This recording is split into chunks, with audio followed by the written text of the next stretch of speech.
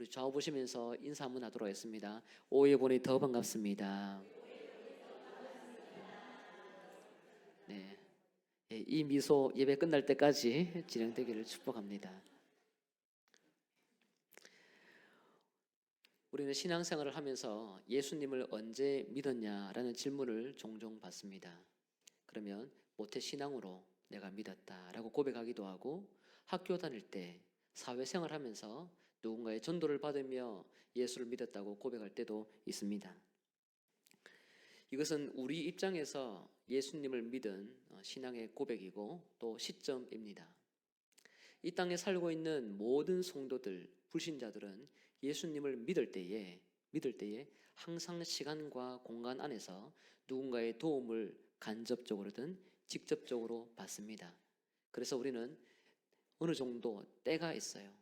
어느 시점에 또 믿었다고 고백을 하기도 합니다. 정확하게 그 시점을 정확하게 말은 할 수 없지만, 그러나 어느 정도 하나님을 만났던 그런 경험을 우리 내적으로 느낄 수가 있습니다. 나 그리고 우리라는 기준에서 신앙을 이해하면 이와 같이 언제 믿었다라고 고백을 합니다. 그러나 에베소서 1장을 보면 하나님께서 우리의 신앙이 언제 생겼느냐, 어떻게 신앙이 주어졌느냐라고 물을 때에 하나님께서 어떻게 답변을 해주시느냐 하면요, 창세전에 우리가 하나님의 자녀가 되었다고 고백합니다. 그렇기 때문에 우리가 이 땅에서 살면서 신앙을 언제 가졌냐라고 묻는 것은 우리 입장에서의 최선의 고백이지만 그것은 정답이라고 말하기는 어렵습니다. 솔직하게 이 땅에서의 고백 정도로 나오지만 하나님께서 창세전에 예정하신 그 자녀로서의 부르심, 그것까지 고백을 해야 우리가 올바른 신앙의 고백이 나오고 또 언제 믿었냐라는 그것에 대한 근본 시점이 나오게 되는 것이죠. 여러분의 고백 자체가 틀린 것은 아닙니다. 그러나 정답이라고 말하기는 어렵습니다. 우리 신앙에 있어서 예정이라는 단어, 하나님의 자녀가 창세전에 선택받았다라고 고백할 때에는 신앙생활하고 있는 상태에 있을 때에 우리가 언제 시작이 되었느냐라고 물을 때에 그와 같은 답변을 할 수 있는 것입니다. 예정은 함부로 남용을 내서 내가 창세전에 선택받았기 때문에 내가 지금 이렇게 신앙생활을 하고 앞으로 될 것이다 라고 말하기 위한 그런 구원의 여정으로 말하기보다, 내가 믿고 있는 신앙의 내용, 내가 믿게 된 이 경위, 이것이 언제 시작되었느냐라고 질문할 때에, 되물을 때에, 그때에 하나님께서 구원 사역을 창세전에 우리에게 예정하셨구나라고 이야기를 하는 것입니다. 그러니 예정이라는 것을 함부로 논해서도 안 되고, 함부로 잘 살지 못하고 있는 누군가에게 대충 예정에 쓰니 힘을 내라고 이야기를 해서도 안 되는 것입니다. 수요일 날에 우리가 데살로니가 전서를 또 계속 살피고 있는데, 데살로니가 전서에서도 믿음의 역사, 사랑의 수고, 소망의 인내, 이 세 가지의 신앙의 컬러가 선명했던 성도들에게 사도 바울이 하는 말이 이것입니다. 하나님이 너희를 택하심을 내가 아노라. 하나님이 너희를 택하심을 아노라. 너희는 믿음의 역사, 사랑의 수고, 소망의 인내, 이와 같은 신앙이 선명한 성도들을 의미합니다. 그들이 언제 그러면 신앙이 시작이 됐느냐? 너희들은 보니까 하나님이 과거에 너희를 택한 것을 내가 알겠다, 이렇게 고백을 하는 것이죠. 그렇기 때문에 우리 신앙에서 언제 예수님을 믿었냐라고 할 때에는 어느 정도 땅에서의 어떤 기준과 시점은 고백을 할 수 있겠지만, 우리가 잘 살고 있고 또 서로 위로해 줄 때에 우리 신앙은 창세전에 하나님이 우리를 자녀로 선택했다, 그리고 하나님이 우리를 위해서 예수 그리스도를 통하여 속량과 죄사함을 주셨다라는 고백을 할 때에 하나님께서 기뻐하는 그 예정의 시점을 우리가 찬양할 수 있게 되는 것입니다. 이와 같은 이 하나님의 부르심이 여러분 가운데 영원한 자랑과 찬양이 되길 주의 이름으로 축복합니다. 우리가 지난번까지 살폈던 내용에는요, 하나님께서 우리를 자녀로 부르셨다, 동시에 예수 그리스도 예수 안에서 속량 곧 죄사함까지도 주셨다. 그 모든 사건은 이 땅에서 살고 있는 2000년 전에 일어난 사건이지만 그것은 창세전에 하나님이 계획하셨던 내용이었다는 것을 우리가 살펴보았습니다. 하나님의 자녀가 되고 그리고 예수를 믿어 죄사함 받는 것까지 하나님께서 창세전에 계획을 하셨습니다. 그런데 그와 같은 이 성자 하나님까지의 사역에서 멈추는 것이 아니라 성령 하나님도 우리에게 신령한 은혜를 허락해 주시는데, 그 내용이 13절에 기록되어 있습니다. 오늘 본문 내용입니다. 함께 읽겠습니다. 시작. 그 안에서 너희도 진리의 말씀 곧 너희의 구원의 복음을 듣고 그 안에서 또한 믿어 약속의 성령으로 인치심을 받았으니. 아멘. 약속의 성령으로 인치심을 받았다. 그리고 14절을 보면 보증한다라고 기록되어 있습니다. 성령이 인쳐 주시는 것, 도장 찍는다는 것을 의미하죠. 보증해 주신다는 겁니다. 이야기를 많이 들어오셨을 겁니다. 보증금을 직접 하나님이 내어주시는 것이고, 문서에, 하늘나라에 찍혀있는 그 문서에 이미 성령께서 도장을 찍어주신 것을 의미합니다. 문서에 도장을 찍어서 확실하게 증빙해내는 것, 절대로 이것은 철회시킬 수 없는 것, 그것이 인을 치는 것입니다. 매매할 때 전세, 월세, 그리고 계약할 때 도장을 찍는 것과 동일한 효력을 발생합니다. 도장은 계약의 내용이 절대로 지워지거나 희미해지지 않는다는 것을 의미하죠. 영원히 유효합니다. 계약 기간까지 유효합니다. 검증되는 것입니다. 성령께서 우리를 위해서 보증하시고 일을 쳐주시는 것은 계약 기간이 없습니다. 기간에 대해서 언급하지 않습니다. 영원히 보증되는 사건이라는 사실을 믿으시길 바랍니다. 성령이 우리를 하나님의 자녀로 인쳐주시고 예수 그리스도를 믿어 속량 곧 죄사함을 얻어 그리스도 안에서 영원토록 하나님을 찬송하게 하는 것, 그것이 삼위일체 하나님이 우리를 향한 목표이고, 또 그것이 영원히 유효하다는 것을 가르치는 것이 도장 찍는 성령의 사역입니다. 성령이 도장을 찍기 때문에 이제 이 관계는 확실합니다.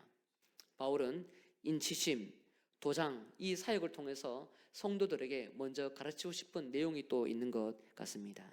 이 내용을 저는 한 2가지 정도 여러분과 좀 나누고 싶은데요. 첫 번째로 우리 화면 보고 같이 읽으면 좋겠습니다. 시작.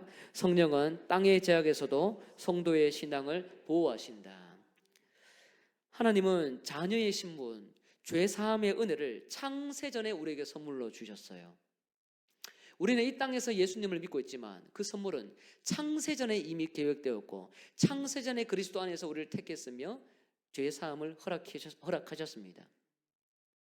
시간과 공간 없는 하나님만의 머무는 영역, 하나님만이 생각하는 시간의 울타리, 그곳에서 하나님이 그 일을 계획하셨습니다. 그런데 우리가 살아가는 이 땅은요, 하늘이 아니에요. 우리는 하나님의 천상의 시간 안에 아직 들어간 사람이 아닙니다. 이 땅에 살고 있어요. 이 땅에 산다는 것은 아직 제약이 많다는 겁니다. 시간이 있고요, 울타리가 있고, 또 장소가 있고, 또 무언가가 보이지 않는 변수들이 굉장히 많이 일어나는 현상 속에 우리가 살아갑니다. 이 시간과 공간이라는 제약 안에는 많은 세력과 많은 힘들이 우리를 좌지우지할 때도 많습니다. 그래서 에베소서 안에는 많은 힘에 대해서 다루는 부분들이 굉장히 많은데요, 그 중에 한 석 절 정도를 읽으면 이와 같습니다. 에베소서 1장 21절입니다. 같이 읽을까요? 시작. 모든 통치와 권세와 능력과 주권과 이 세상뿐 아니라 온 세상에 일컫는 모든 이름 위에 뛰어나게 하시고, 여기 보면 모든 통치, 모든 권세, 모든 능력, 모든 주권, 이 모든 것이 이 세상 가운데 지배하고 있다고 고백합니다. 그리고 이 모든 통치, 권세, 능력, 주권은 보이는 영역 속에서도 좌지우지하지만요, 다가오고 있는 이 세대, 다가오는 세상, 이 세상이 아니죠. 이 세상이 아닌 다가오는 다음 세상에서도 또 다른 모습으로 통치와 권세와 능력과 주권은 영향력을 행사합니다.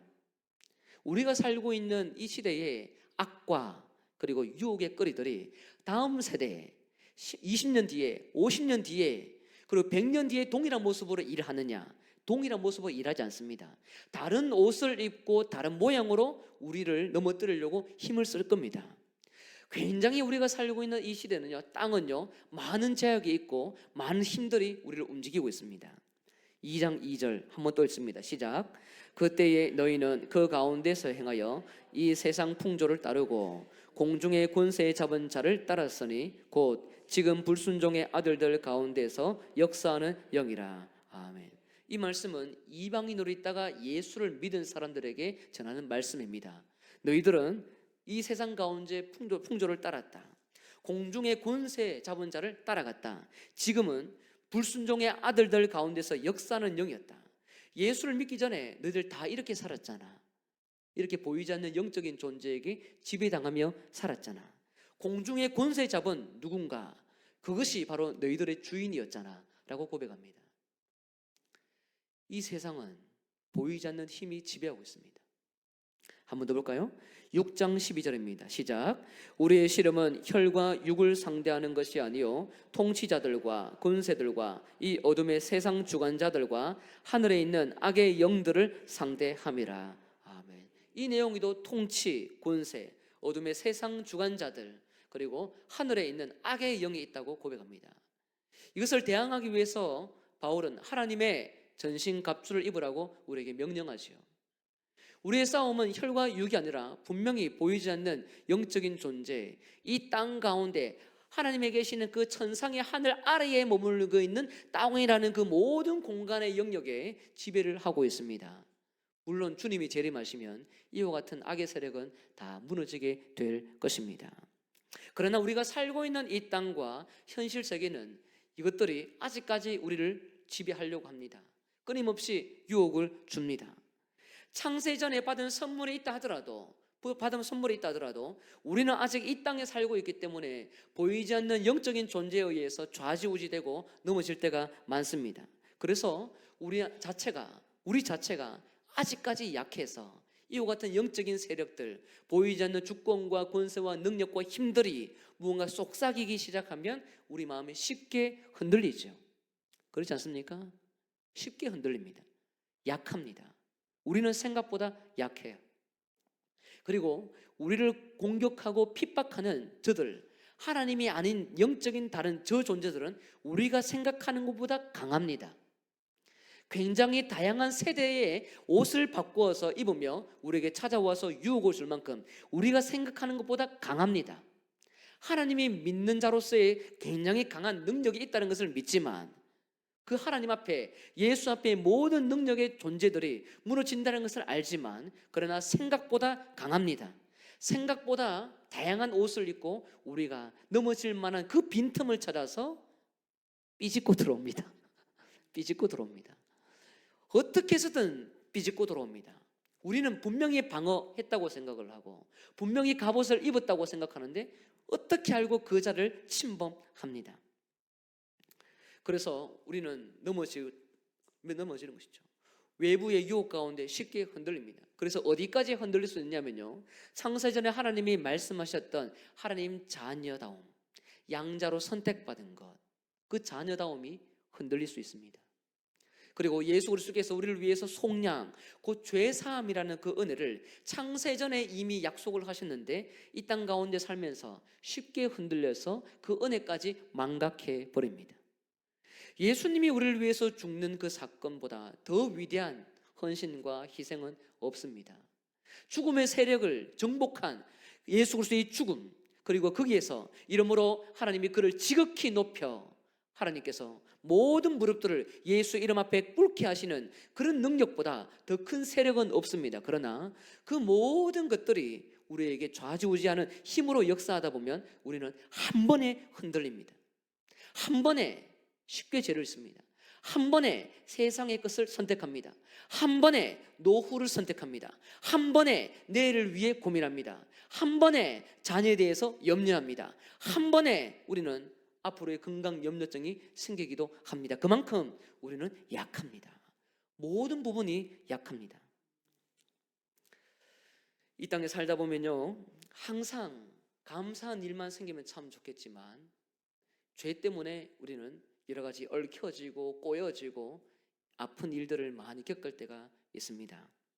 기쁜 일이 많지만 원치 않게 아픈 소식들도 제법 많습니다.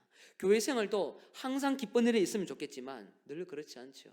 직장도 나에게 항상 좋은 유익을 주기를 원하지만 늘 그렇지 않습니다. 현실은 우리로 하여금 기쁨을 누리지 못하도록 마음을 힘들게 합니다.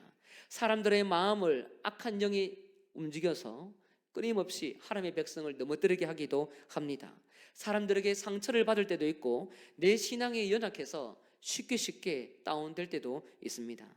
사업을 하다가 많은 사람들에게 속임을 당하는 경우도 많습니다.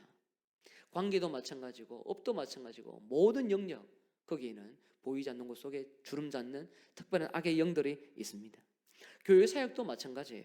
성도들을 위해 끊임없이 양육, 훈련, 봉사, 교제, 선교, 전도 일을 하나님의 나라 일을 열심히 하지만 그런데 보이지 않게 악한 영이 어떻게 알고 그 특별한 관계에 빈틈을 삐집고 찾아와서 사람을 넘어지게 하는지 대단한 전략가가 사단입니다.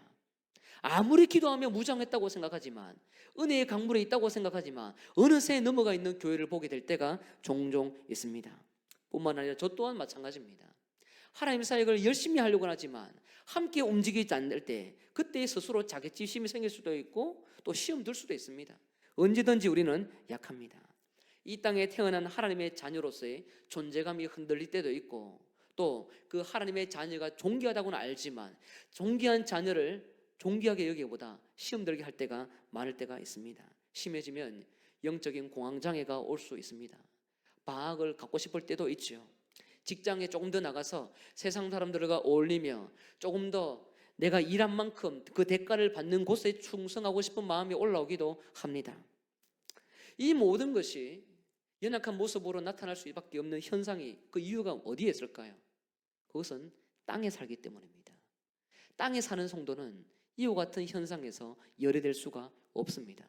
평생 피하려고 해도 피해줄 수가 없습니다. 성령 충만한다고 해서 다음에 이런 일들이 안 생기라는 법이 없습니다.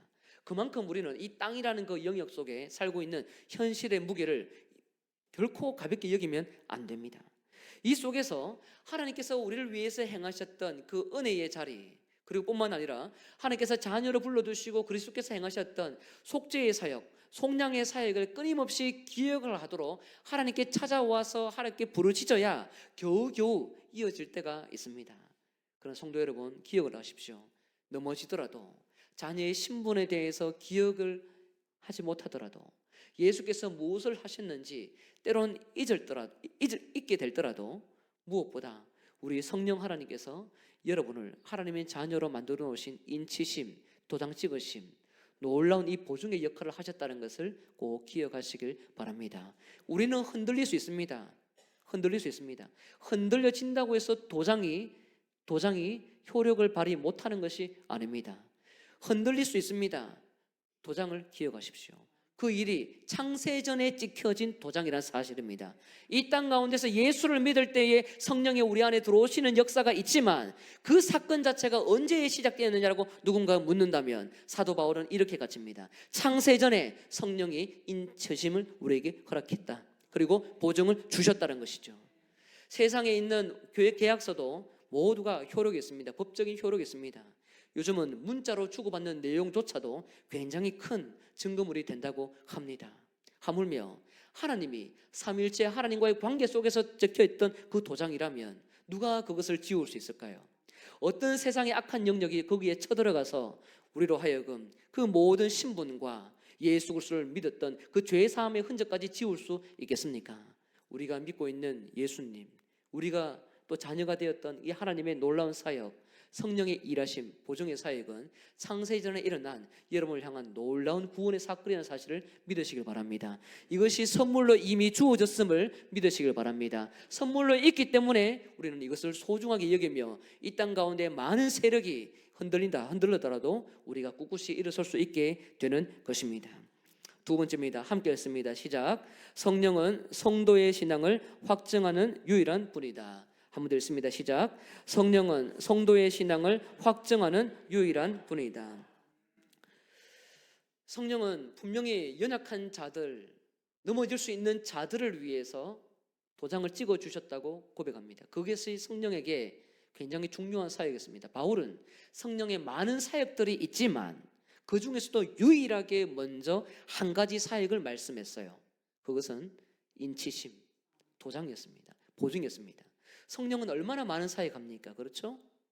신약 성경 여러분 많이 읽으셨잖아요. 그렇죠? 그렇지 않습니까?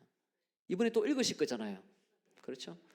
많이 읽으실 겁니다. 많이 읽으면서 성령이 얼마나 많은 사역을 합니까? 그런데 바울은요, 성령의 사역 딱 한 가지로 사도 바울을 통해서 에베소서에서 기록을 하게 합니다.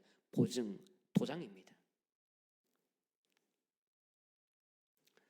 많은 사역 중에서 이 사역이 중요한 이유는 성도들이 다른 것을 통해서 도장받고 싶은 마음이 있기 때문입니다. 다른 것을 통해서 자신의 신앙을 확보하고 싶고 확증하고 싶은 욕심이 있을 수 있기 때문에 성령의 사역을 통해서 다시 제대로 알려주는 의미가 있습니다. 우리 신앙에 연약할 때에, 넘어질 때에 성령의 도장을 확인하게 하는 것도 필요하지만 우리 이 땅에 살다 보면 자신의 신앙이 확증되는 방법들이 다양한 전통과 다양한 방법과 자기가 마련해 놓았던 경험 자체를 통해서 자신의 옳음을, 하나님의 자녀임을 확증하고 싶은 욕심이 올라올 때가 있습니다. 그것을 밀어내는 거예요.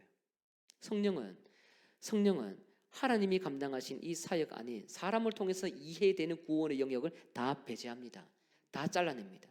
성령만이 도장을 찍는다는 것을 알려주는 것이죠. 전에 한번 말씀을 드렸습니다. 에베소서 안에는 두 부류의 공동체가 함께 있는 것 같다고 말씀을 드렸습니다. 첫 번째는 이방계 그리스도인, 두 번째는 유대계 그리스도인입니다. 두 공동체가 하나가 되는 것은요, 쉬워 보이지만 쉽지 않은 거예요.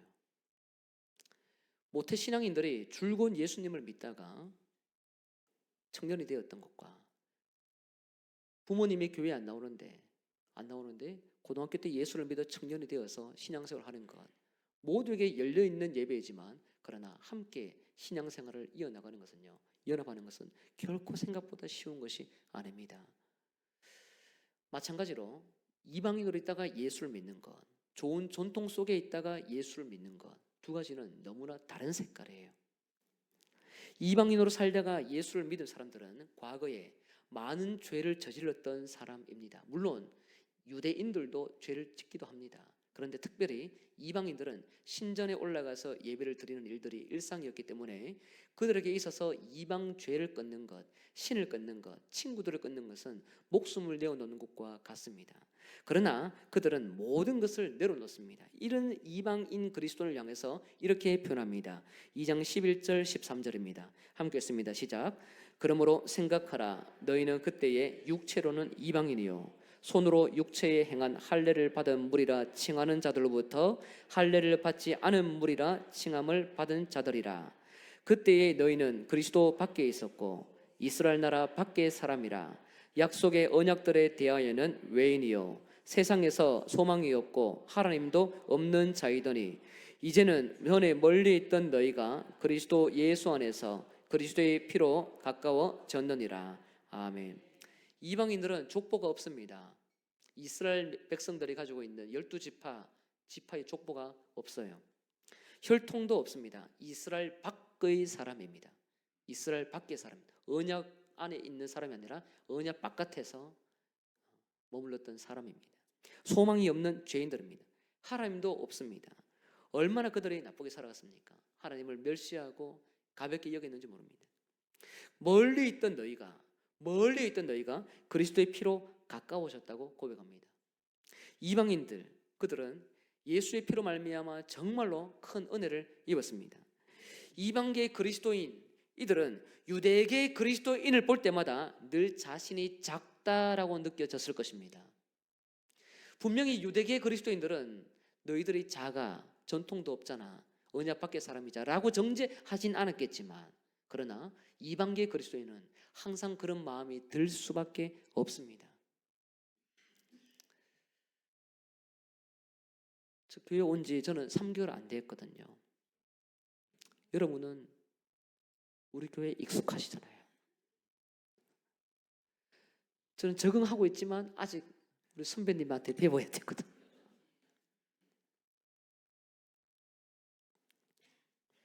적응되어 보인 것처럼 느껴져도 마음은 그렇지 않습니다.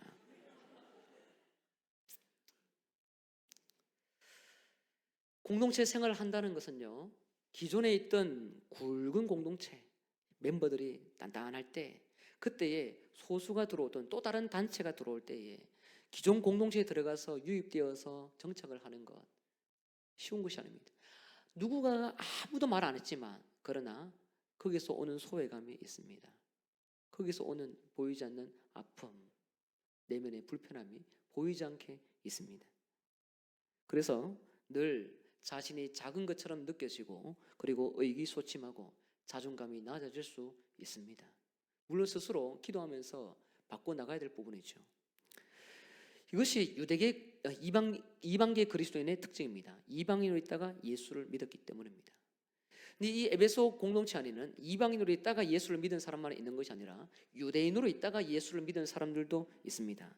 이 사람들은 성경과 율법 중심으로 말씀을 잘 지켜왔던 사람들입니다.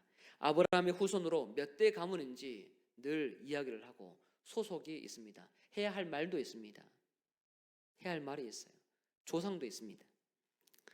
믿음의 조상들이 남겨준 신앙 유산으로 자기의 신앙을 지켜옵니다. 이들의 공동체는 굉장히 단단해요. 그러나 예수님께서 이들을 위해서 행하셨던 사역이 있습니다. 2장 14절 15절입니다. 함께 읽겠습니다. 시작. 그는 우리의 화평이신지라 둘로 하나를 만드사 원수된 것 곧 중간에 막힌 담을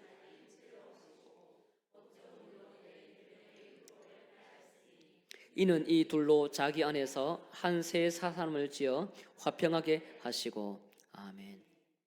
14절을 보시면 중간에 막힌 담을 예수님이 자기 육체로 흘었다라고 말씀합니다. 이 부분은 성전 안에 이방인이 들어갈 수 있는 지역이 있고 그리고 유대인이 들어갈 수 있는 지역이 있는데 그 경계선 자체를 예수님이 육체의 죽음으로 모든 경계선을 지워버렸다는 말씀입니다. 여러분 생각해 보세요. 성전에서 함께 이방인으로 있다가 예수를 믿은 사람들도 어느 정도 들어가고 싶은 장소가 있는데 거기에 아무도 못 들어가고 유대인만 들어간다. 특혜를 누린다. 우리는 생각하기 어렵지만 근데 그런 일들이 난무했습니다. 저는 여기 강단에서 말씀을 전하고 있습니다. 늘 생각이 열려있는 가운데서 우리 기도자는 말씀을 전하는 자리에서 함께 공적인 모든 우리 성도들을 대표해서 하나님께 아뢰는 거룩한 자리라고 생각을 합니다. 그래서 이 자리에서 제가 말씀을 전하거나 공적으로 대표 기도를 하는 분이 이곳에 있는 것이나 결코 그 무게가 다르지 않다는 것을 우리는 인정해야 합니다. 하나님 앞에 거룩은 구약의 이스라엘 백성들처럼 특별한 단계로 주어지는 것은 아닙니다. 직분은 우리가 다르지만 그러나 공적인 자리에서 함께 하나님 앞에 예배를 드리고 말씀으로 여러분을 섬기고 기도자는 하나님께 아뢰고 그리고 함께 또 광고를 통해서 서로 지역 가운데 또 섬기며 나아가는 것, 이것은 거룩한 한 공동체가 감당해야 될 모습임을 우리는 기억을 해야 합니다. 교회 안에는 특별하게 어떤 직책을 가지고 있는 사람이 직분자가 더 거룩하다, 아닙니다. 그런 것은 없습니다. 유대인들이 자기들의 경계를 끊어놓은 그 영역이 더 거룩해 보이지만 예수님은 그 모든 것을 허무셨습니다. 얼마나 다행입니까? 또 허물어서 함께 서로 공동체가 되게 하셨어요. 이들은 철저히 예수님께서 허물었던 것, 이 부분이 못마땅했을 수도 있습니다.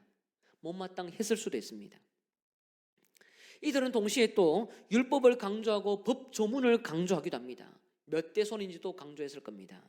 예수님이 다 폐하시고 다 허무셨습니다. 하나의 공동체로 만들어 두셨습니다. 어떻게 보면요, 이 두 공동체는 서로 상종하기가 참 어려울 수 있습니다. 그러나 두 공동체에게 각각 사도 바울은 권면합니다. 이방계 그리스도인, 이방인이었다가 예수님을 믿었니? 마음이 약해질 때가 있니? 저 유대계 그리스도인보다 때로는 마음이 너무 약해지니? 너희들 신앙을 지탱해 줄 수 있을 만한 어떤 법적인 효력이 더 단단하면 좋겠니? 너희들의 후손이 빨리 나타나서 몇 대 가문의 어른이란 말을 듣고 싶니? 아니야. 그런 것이 아니야. 하나님은 너희들의 신앙을 위해서 창세전에 하나님께서 자녀로 너희를 삼아두셨어. 그리고 너희를 위해서 예수께서 속량 곧 죄사함을 받게 하셨어. 그리고 1장 13절입니다. 함께 읽습니다. 시작. 그 안에서 너희도 진리의 말씀 곧 너희의 구원의 복음을 듣고 그 안에서 또한 믿어 약속의 성령으로 인치심을 받았으니. 아멘. 그 안에서 너희도 진리의 말씀 곧 구원의 복음을 듣고 그 안에서 또한 믿어 약속의 성령으로 인치심을 받았다. 여기에 이방계 그리스도는 너희도 들어올 수 있는 거예요. 그러니 남들이 훌륭한 신앙의 백그라운드가 있다고 해서 그것을 나도 만들어가겠노라고 하는 것은 좋은 열정일 수 있지만 그것이 너희들의 신앙을 지탱시켜 주는 것이 아니라 성령 하나님이 너희도 진리의 말씀을 통하여 도장을 이미 창세전에 찍어줬다는 사실을 믿고 성령을 통해서 너희들의 신앙이 확증받거라, 이 말씀을 해주는 것입니다. 이방으로 있다가 예수를 믿은 사람들의 신앙을 누가 확증시켜 줍니까? 교회 목사가 해줄까요? 아닙니다. 성령이 확증해 줍니다. 창세전에 도장을 찍어주신 성령이 그들의 신앙을 확보해 준다는 사실이죠. 유대계 그리스도인도 마찬가지입니다. 유대계 그리스도인 예수님을 이제 믿게 되었습니다. 믿고 난 다음에 과거의 혈통과 전통, 가문, 몇 대 소리인지 율법, 성전, 안식일 모든 것, 할례까지 행했던 것 이제는 잠시 내려놓아야 합니다. 그것을 통해서 자신의 신앙을 확보하는 것이 아닙니다. 과거 신앙의 유산에 의해서 지금 내 신앙이 유지되고 또 예수를 믿게 된 것 참 감사하죠. 좋은 믿음의 부모 속에, 좋은 공동체 속에 신앙생활한 것 참 감사한 겁니다. 그러나 예수를 믿어서 우리가 하나님의 자녀로 살아가게 된 것은 성령의 인치심을 통해서 유대계 그리스도인도 가능한 것이지, 자기가 과거에 어떤 부모를 만났는지 어떠한 신앙의 색깔을 했는지에 따라서 신앙이 확보되는 것이 아니라는 것입니다. 그래서 1장 13절 다시 띄워주세요. 그 안에서 너희도 진리의 말씀, 성령에 의해서 인치심을 받았다라고 고백하는 것입니다. 이 너희 안에는요, 이 너희 안에는 모든 성도들이 들어갈 수가 있어요. 너희만이 아니라 너희도 공동체 색깔이 너무나 달라도 너희도 A라는 공동체도 가능해, B라는 공동체도 가능해. 너무나도 생각하지 못했던 또 다른 공동체가 있을 때에 너희의 신앙의 확증도 바로 성령이 인쳐주시고 보증해 주는 것이야. 성령을 통해서 내가 신앙이 확보받는 것이지, 확증되는 것이지, 다른 어떤 유산과 또 내가 잘 유지해 나가는 신앙의 모습이 나를 확증시켜 주는 것은 아니란다. 이것을 이 사도 바울이 모든 성도들에게 가르치고 있습니다. 한번 따라할까요? 너희도 이 안에 들어오지 못할 너희는 없습니다. 이 안에 들어오지 못할 공동체도 없습니다. 이 안에 들어오지 못할 직분도 없습니다. 여러분 안에 날마다 하나님께서 초대해 주신 거룩한 이 성령의 확증이 날마다 또 다른 누군가를 초대하여 그 확증이 확보되고 또 증거될 수 있도록 날마다 기도하시길 주 이름으로 축복합니다. 사람이 만드는 것이 아닙니다. 사도 바울이 이 세 번째 성령 사역을 통해서 창세전에 일어난 이 사건으로 알려주시는 것은 이 땅 가운데 연약한 우리의 삶의 자리, 땅의 자리, 많은 유혹이 있어도 성령 하나님이 우리를 향한 그 도장 찍음, 인치심, 이것을 절대로 지울 수 없다는 것을 가르쳐 줍니다. 동시에 이 땅에서 우리는 많은 신앙의 어떤 유산과 신앙의 색깔과 또 무언가 행하는 그 어떤 행동을 통하여 우리 신앙을 확증하고 싶지만 그것을 통해서 확증되는 것이 아니라 창세전에 성령이 인쳐주신 그 사건을 통해서 우리 신앙이 확증된다는 것을 가르쳐 줍니다. 이 사건이 여러분 삶의 영원한 소망이 되시길 주 이름으로 축복합니다. 여러분의 신앙은요, 다른 사람이 여러분을 지도해주고 지지해주는 그런 신앙의 확증이 절대로 아닙니다. 절대로 아닙니다. 절대로 아닙니다. 나를 잘 아는 사람, 앞으로 내가 무엇을 할 것에 대해서 그 봉사가, 교육이 그것이 아닙니다. 그것이 아닙니다. 여러분을 자녀되게 하고 예수 그리스도를 믿어 속량고 죄사함을 받게 하여 하나님의 자녀가 되게 한 것은 성령의 사건입니다. 그것을 여러분 삶의 영원한 신앙 고백으로 삼아 하나님 앞에 찬양을 올려드리고 그 하나님으로 기뻐할 수 있는 거룩한 성도가 되시길 주 이름으로 축복합니다.